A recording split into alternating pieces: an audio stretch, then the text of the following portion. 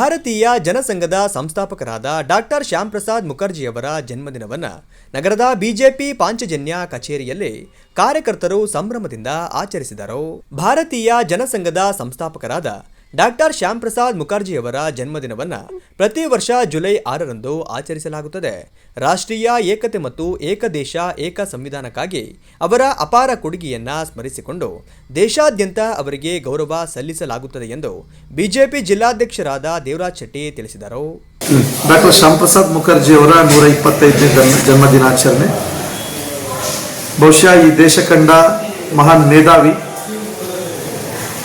ದೇಶದ ಸ್ವಾತಂತ್ರ್ಯ ನಂತರ ಬಂದಂಥ ಸರ್ಕಾರದಲ್ಲಿ ಕೈಗಾರಿಕಾ ಸಚಿವರಾಗಿ ಕೆಲಸ ಮಾಡಿರ್ತಕ್ಕಂಥವರು, ಜನಸಂಘದ ಸಂಸ್ಥಾಪಕರು.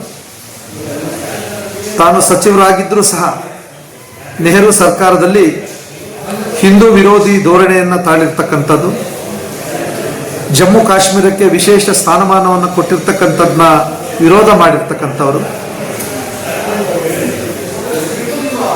ಭಾರತವನ್ನು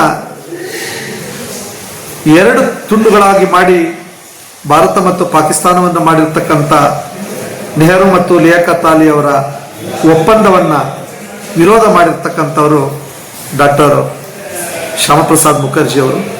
ಅವರ ಜನ್ಮದಿನವನ್ನು ಇವತ್ತು ಭಾರತೀಯ ಜನತಾ ಪಾರ್ಟಿಯ ಜಿಲ್ಲಾ ಕಚೇರಿಯಲ್ಲಿ ಅತ್ಯಂತ ವಿಜೃಂಭಣೆಯಿಂದ ನಾವೆಲ್ಲರೂ ಸೇರಿ ಆಚರಣೆ ಮಾಡ್ತಾ ಇದ್ದೀವಿ.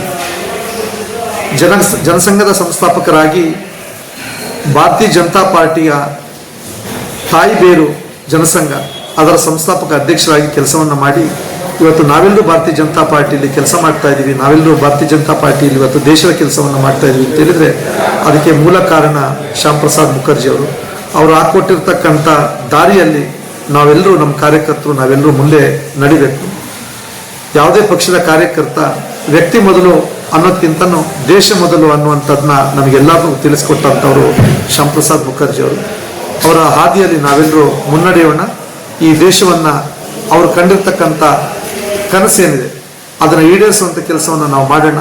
ವಿಶೇಷವಾಗಿ ಇವತ್ತು ಅವರ 125ನೇ ಜನ್ಮದಿನದಂದು ಅವರ ಆತ್ಮಕ್ಕೆ ಶಾಂತಿ ಸಿಕ್ಕಿದೆ. ಯಾಕೆ ಅಂತ ಕೇಳಿದರೆ, ಪಶ್ಚಿಮ ಬಂಗಾಳವನ್ನು ಕಮ್ಯುನಿಸ್ಟರು, ಕಾಂಗ್ರೆಸ್ ಅವರು ಮತ್ತು ತೃಣಮೂಲ ಕಾಂಗ್ರೆಸ್ನವರ ಕೈಯಲ್ಲಿ ಸಿಲುಕಿ ನಲುಗೋಗಿದ್ದಂಥ ರಾಜ್ಯವನ್ನು ಸನ್ಮಾನ್ಯ ದೇಶದ ಹೆಮ್ಮೆಯ ಪ್ರಧಾನಿ ನರೇಂದ್ರ ಮೋದಿ ಅವರು ಇವತ್ತು ಭಾರತೀಯ ಜನತಾ ಪಾರ್ಟಿಯ ನೇತೃತ್ವದಲ್ಲಿ ಅಲ್ಲಿ ಅಧಿಕಾರಕ್ಕೆ ತರಲಿಕ್ಕೆ ಕಾರಣೀಭೂತರಾಗಿದ್ದಾರೆ.